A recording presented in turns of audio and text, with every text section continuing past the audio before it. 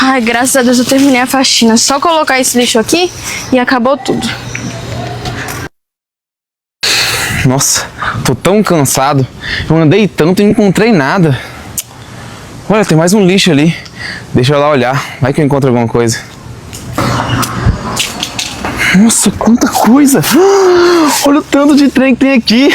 Obrigado, meu Deus. Com essas coisas eu vou conseguir vender, vou conseguir um dinheirinho e vou comprar alguma coisa pra me comer. Oh, meu Deus, muito obrigado. Olha quanta coisa. Ué, que é isso? Uma caixinha de celular?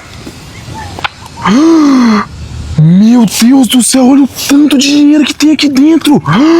Eu nunca vi uma quantidade dessa na minha vida, tem muito dinheiro. Oh, meu Deus, muito obrigado. Com esse dinheiro eu vou conseguir alugar uma casinha pra me morar, vou comprar umas roupas novas, vou poder comer, vou ter um banheiro pra me lavar. Oh, meu Deus, muito obrigado. Nossa senhora, que é isso? Peraí, tá vindo gente ali.